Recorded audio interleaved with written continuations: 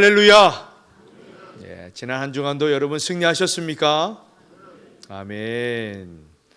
벌써 2025년 마지막 주일입니다. 정말 세월이 화살처럼 빠르죠. 특히 자신의 나이 가운데 앞자리가 바뀌는 분 계시죠. 그러면 더 실감이 납니다. 세월이 왜 이렇게 빠를꼬? 그러면서 한 해를 돌아보면 껄껄껄 그리시는 분이 계실지 모릅니다. 기도 생활 좀 더 잘할 걸, 말씀 좀 더 많이 읽을 걸, 이것은 하지 말 걸, 그렇게 후회와 아쉬움이 드는 분들도 계시리라 생각됩니다. 저도 그런 후회가 됩니다. 우리 성도들을 좀 더 사랑할 걸, 설교를 좀 더 준비 많이 할 걸, 이런저런 생각을 해봅니다. 사회에서도 여러분 연말이 되면 어떤 일로 바쁩니까? 결산 때문에 참 바쁘죠. 결산이 참 중요합니다. 그래서 잘못된 부분은 수정 보완을 해서 새해에는 좀 더 효율적으로, 능률적으로 일을 하기 위해서, 또 더 큰 보람과 또한 이 성과를 올리기 위해서 준비를 하는 것입니다. 마찬가지로 저와 여러분도 마찬가지로 이 한 해를 돌아보면서 우리가 반드시 해야 할, 점검해야 할 일들이 있습니다. 무엇입니까? 바로 우리의 신앙, 우리의 믿음입니다.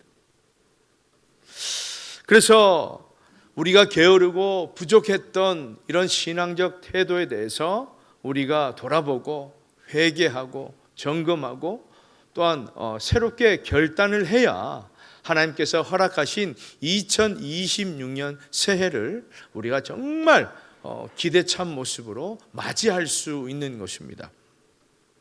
왜냐하면 여러분, 신앙의 길은 참으로 힘듭니다.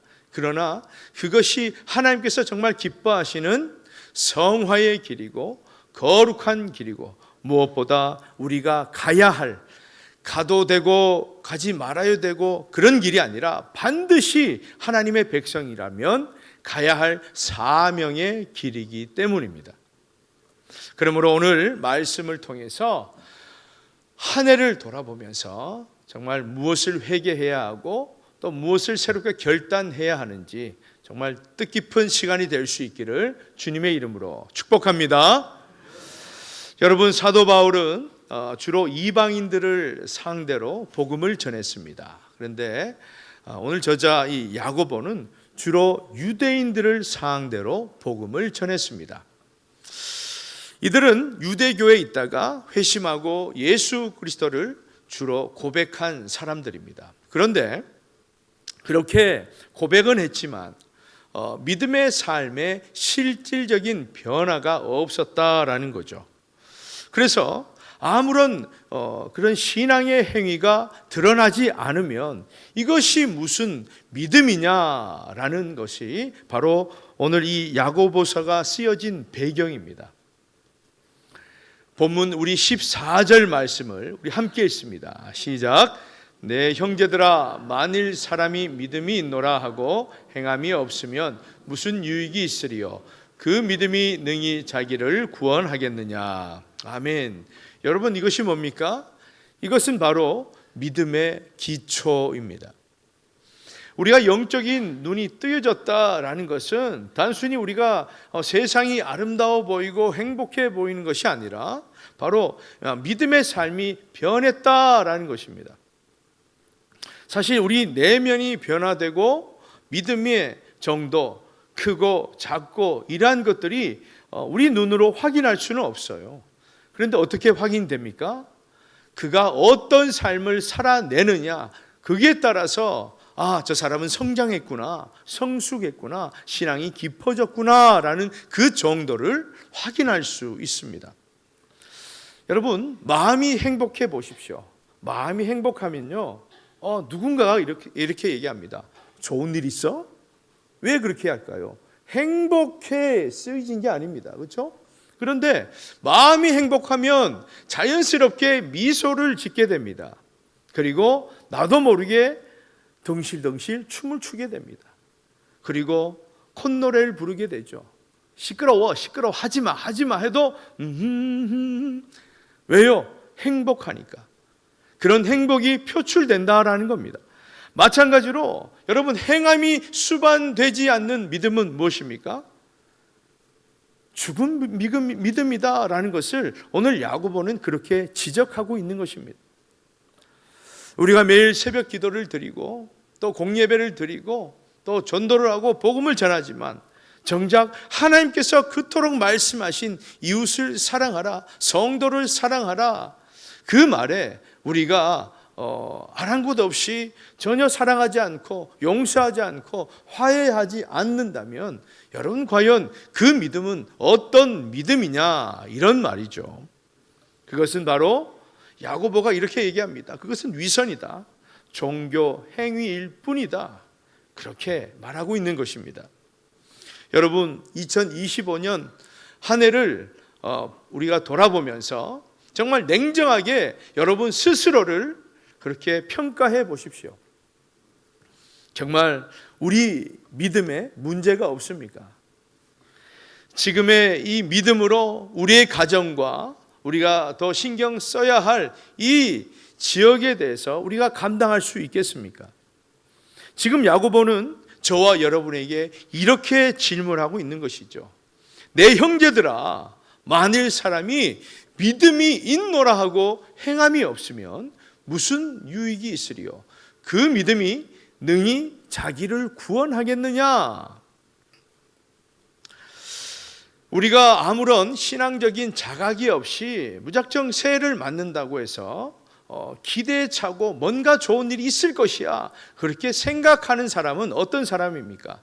마치 전쟁터에 들어가서 아무런 무기도 전략도 그런 기술도 없이 나는 무조건 이길 수 있어, 그런 기대를 하는 어리석은 사람과 같다라는 겁니다. 여러분, 내가 교회 다닌 지 수십 년 되었고 내가 장로고 권사고 안수집사고 서리집사고 그렇게 임직받은 지 오래되었고 우리 교회가 내년이면 108주년이 되지만 여러분, 중요한 것은 무엇입니까? 본질은 뭡니까? 무슨 변화가 있었냐라는 겁니다. 여러분 스스로 한번 점검해 보세요. 무엇이 변했습니까? 내적으로 나의 삶의 모습이 달라졌습니까? 여러분, 변해야 할 것은 변하지 않고 변하지 않아도 될 것은 변했다면 정말 그것은 유익 없는 삶입니다. 믿음이 없는 삶이에요. 정말 구원을 받았는지 받지 않았는지 모를 정도로 위태한 삶이라는 것을 우리가 다시 한번 돌이켜 보아야 합니다. 이제 야고보는 구체적으로 질문하죠. 왜냐하면 예루살렘 교회 안에서 이러한 일들이 있었기 때문입니다. 우리 15절, 16절 말씀 함께 읽습니다. 시작. 만일 형제나 자매가 헐벗고 일용할 양식이 없는데 너희 중에 누구든지 그에게 이르되 평안히 가라, 덥게 하라, 배부르게 하라 하며 그 몸에 쓸 것을 주지 아니하면 무슨 유익이 있으리요? 아멘. 여러분, 그 당시에는 이 교회가 어려웠습니다. 사실 요즘도 그렇습니다. 돈 있고 힘 있고 잘 나가는 사람들, 유명인들은 교회 잘 다니지 않습니다. 잘 모이지 않습니다. 그래서 이 당시에도 헐벗고 가난하고 어려운 사람, 약한 사람들이 교회에 많이 모여들었습니다. 그런데 그들에게 당장 먹을 것과 입을 것을 주지 않으면서 입으로만 평안할지어다 하나님이 너와 함께 하시리라, 그렇게 말만 한다면 정말 충분히 도울 수 있음에도 불구하고 그렇게 말만 한다면 그것은 값싼 동정입니다. 그렇게 입으로 떠들어대는 것이 무슨 믿음이냐, 그것을 야고보는 지적하고 있습니다. 여러분, 예수님도 마태복음 23장 27절 28절에서 이렇게 말씀하셨습니다. 화 있을진저 외식하는 서기관들과 바리새인들이여 회칠한 무덤 같으니 겉으로는 아름답게 보이나 그 안에는 죽은 사람의 뼈와 모든 더러운 것이 가득하도다. 이와 같이 너희도 겉으로는 사람에게 옳게 보이되 안으로는 외식과 불법이 가득하도다. 여러분, 서기관과 이 바리새인들은 어떤 사람입니까? 그 당시에 율법 박사들이에요. 그래서 율법을 통째로 외우고 11조 눈에 보이는 그런 신앙생활들은 철저하게 했던 사람들입니다. 그런데 그들에게 믿음에 근거하는 삶의 변화가 있었는가? 그것을 말씀하시는 겁니다. 비록 종교적인 행위는 완벽했지만, 겉으로는 완벽했지만 믿음의 행위는 그야말로 외식이고 불법이었다라는 것을 말씀합니다. 왜요? 왜 이렇게 말씀하실까요? 기독교는 복음이고 생명이기 때문입니다. 기독교는 사랑이고 믿음이기 때문입니다. 누가복음 10장에 나오는 선한 사마리아 비유를 여러분 잘 아시지요. 길을 가다가 강도를 만나서 정말 죽게 된 사람이 있었습니다. 그런데 누가 지나갑니까? 제사장이 지나가고 레위인이 지나가는 거예요. 그런데 훌쩍 한번 보더니 그냥 지나쳐 버립니다. 그런데 여러분, 제사장과 레위인은 어떤 사람입니까?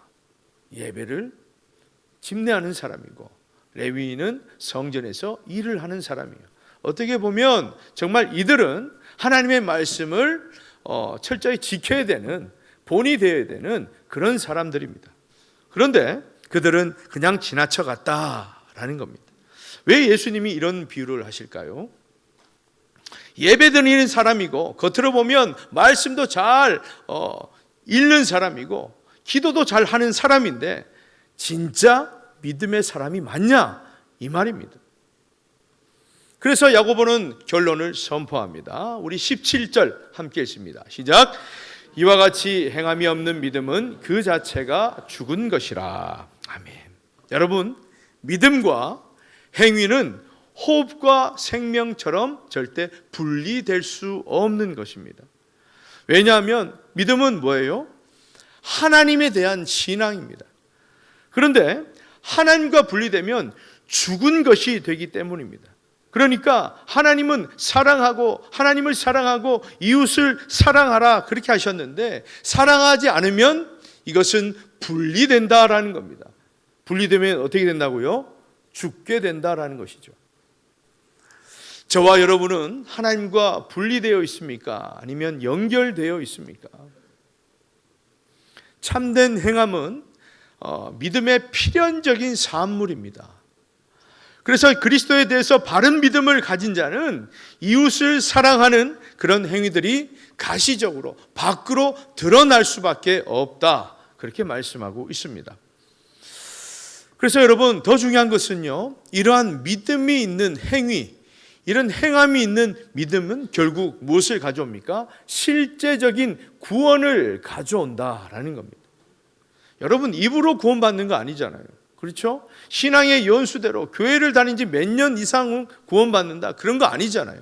어떤 직분을 받게 되면 구원받는 거, 그거 아니잖아요. 어느 정도 헌금을 하면 구원받는다, 그거 아니지 않습니까? 그것은 우리가 생각할 때 그렇게 생각하는 것이고 하나님의 기준은 다르다라는 겁니다. 그래서 여러분, 우리가 만약에 누군가에게 여기 계신 분들 중에 당신은 믿음이 참 없습니다, 그렇게 얘기할 때에 여러분 거기에 예 맞습니다, 제가 믿음이 없습니다, 이렇게 얘기하실 분이 있습니까? 없어요.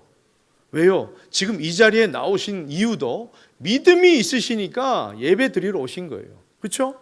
그러니까 모두에게 믿음이 있다라는 겁니다. 그런데 중요한 것은 무엇인가? 바른 믿음을 가져야 된다라는 겁니다. 바른 믿음. 저는 여러분에게 말씀을 전하는 사람입니다. 그래서 늘 이 자리가 부담스럽고 떨립니다. 그래서 말씀을 준비할 때도 참 제가 실천하지 못하는 그런 부분이 있으면 너무 속상하고 회개가 나옵니다. 그래서 늘 물어보죠. 나는 괜찮은가? 나는 목사로서, 아니 목사가 아니어도 하나님의 믿는 사람으로서 정말 내가 제대로 살아가고 있는가? 늘 질문을 합니다. 그런데 돌아오는 대답은 늘 부족하죠. 늘 회개뿐입니다. 제가 새벽 기도를 마치고 잠시 설교 준비를 하고 집으로 밥 먹으러 갈 때 오전 한 7시 50분쯤 됩니다. 그쯤 되면 하청 초등학교 앞에 횡단보도가 있는데 거기서 깃발을 들고 교통 지도를 하시는 어르신들이 계셔요. 그래서 평소에는 인사를 드립니다. 아이고 안녕하십니까. 그래서 인사는 잘하는 그런 사이가 됐어요. 근데 어느 날 되게 추운 겁니다. 바람도 많이 불고. 그런데 이 주시는 감동이 이 좀 추운데 고생하시는데 차 한 잔이라도 대접해야 된다라는 그런 마음을 주셨어요. 그래서 부랴부랴 집으로 들어가서 유자찬강 그것을 해서 이제 드렸어요. 드렸는데 너무 감사해 하시더라고요. 그러면서 제가 생각을 해보았어요. 여러분 제가 특별해서 그런 마음이 있습니까? 그게 아니에요. 여러분 모두에게 고생하시는 분, 추운 겨울에 고생하시는 분에게 아이고 고생하시네, 좀 따뜻한 차라도 대접했으면 좋겠다라는 마음은 모두에게 주시는 겁니다. 그런데 그중 가운데에 어떤 분은 대접을 할 것이고 어떤 분은 그냥 지나쳐 가실 겁니다. 왜요? 내게 유익이 되지 않으니까. 굳이 이분들에게 내가 애써서 드려봐야 나에게 남는 건 없으니까 그냥 지나쳐 갈 수 있다라는 거예요. 그런데 여기서 믿음의 사람들은 어떻게 해야 되는가? 그런 감동이 오면 우리가 실천을 해야 된다라는 겁니다. 그것이 바로 믿음입니다. 믿음. 사실 저와 여러분에게 살아가면서 얼마나 많은 기회를 주십니까? 긍휼의 마음을 주시잖아요. 동정이 아니라 긍휼의 마음, 사랑하는 마음을 품도록 기회를 주십니다. 그럴 때에 우리가 그냥 지나간다면 그것은 우리의 믿음이 아니다라는 거예요. 작은 것이라도 우리가 행하게 되면 그것은 믿음이다라고 하나님께서 인정해 주시는 것입니다. 사랑하는 여러분, 야고보서 2장 21절에 보면 하나님께서 왜 아브라함을 의롭게 하십니까? 하나님께서 아브라함에게 독자 이삭을 바치라 그렇게 하셨을 때에 하나님 좋습니다. 그런데 요거 말고 다른 거 시키십시오. 이렇게 하지 않았다라는 겁니다. 믿음으로 독자 이삭을 바쳤다라는 겁니다. 그래서 하나님은 네가 참으로 의롭구나 그렇게 인정하게 되었다라는 거예요.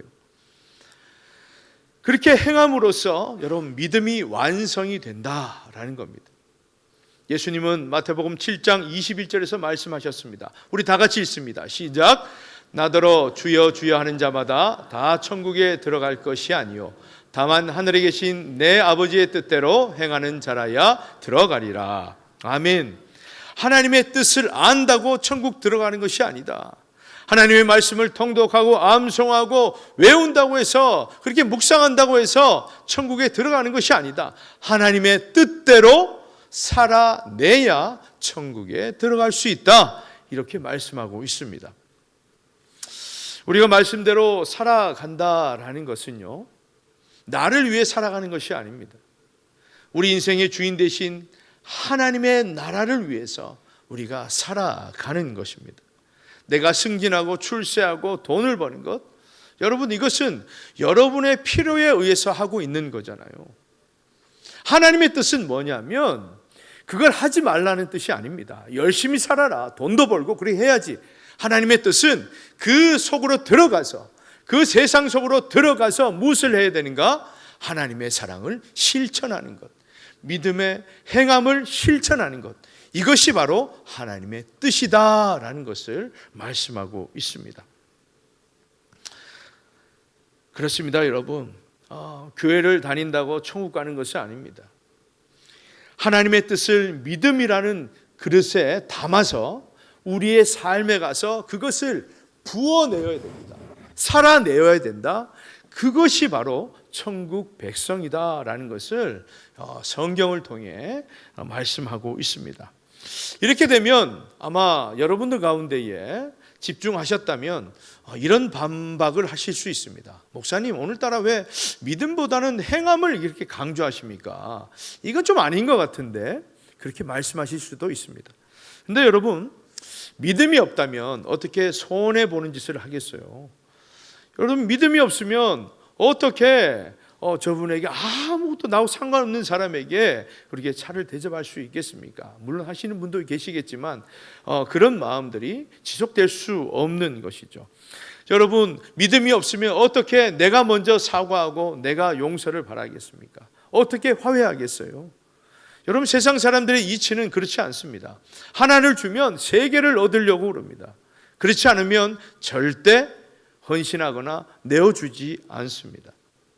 그래서 세상 사람들은 지금 우리가 이렇게 아침에 나와서 예배드리고 찬양하고 봉사하고 헌금 드리는 이 모습을 보고 에이그 미련한 사람들, 시간 낭비고 돈 낭비야, 그렇게 생각한다라는 것입니다.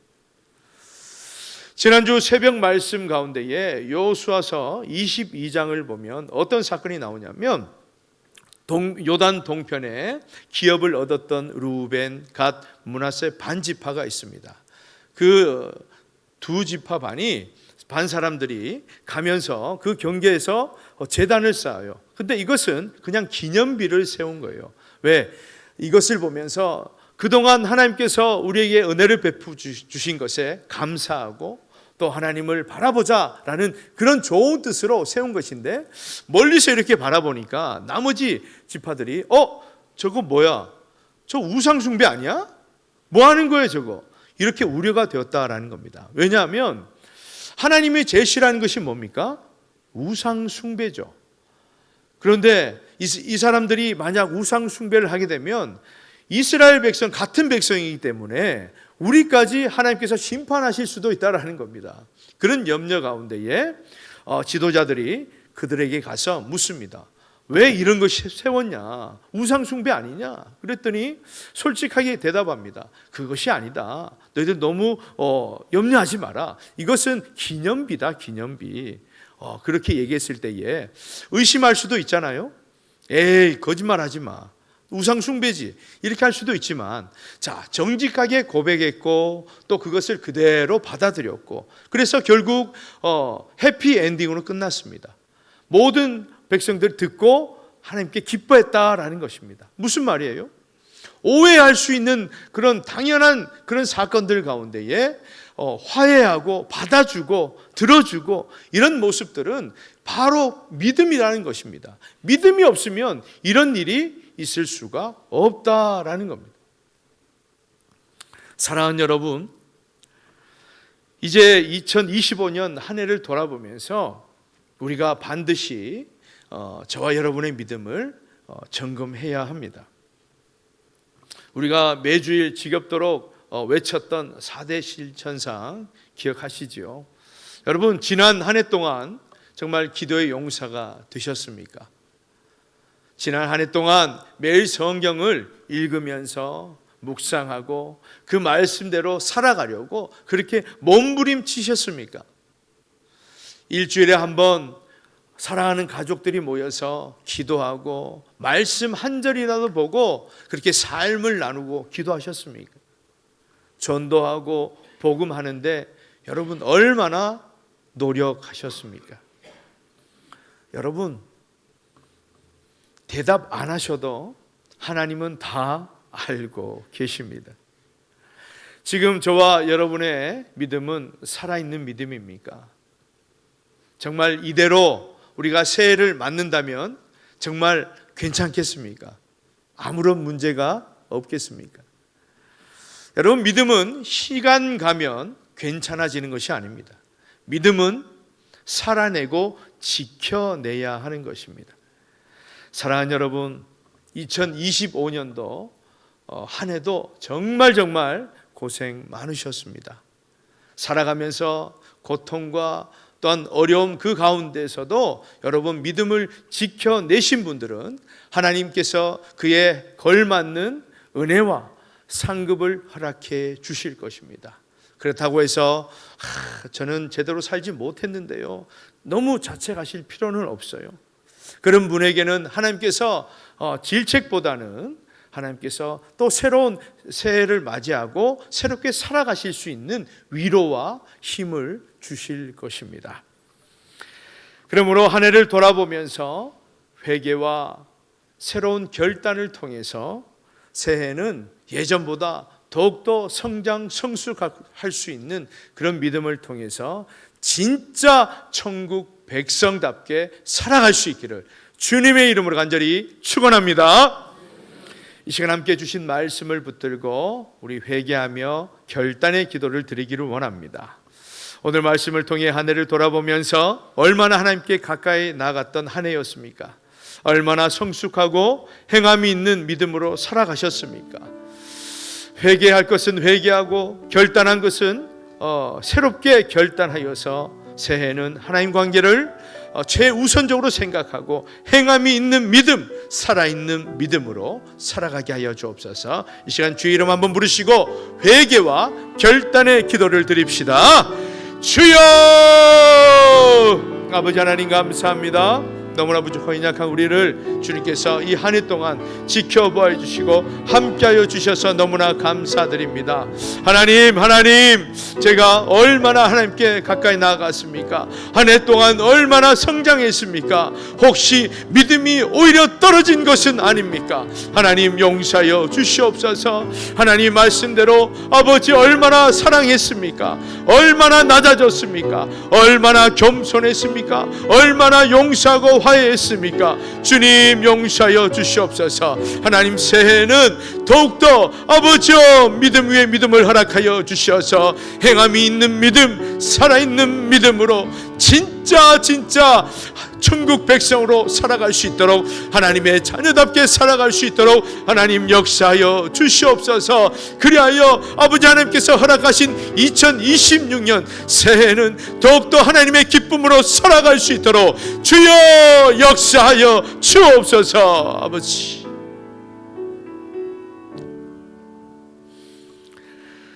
사랑과 은혜가 풍성하신 아버지 하나님, 오늘 2025년 마지막 주일 말씀을 통해 한 해 동안 우리의 신앙과 믿음을 돌아보게 하시니 감사를 드립니다. 지난 한 해 동안 많은 일들이 있었습니다. 그럼에도 불구하고 서로 사랑하라 하신 하나님의 말씀에 얼마나 실천하는 믿음이 있었습니까?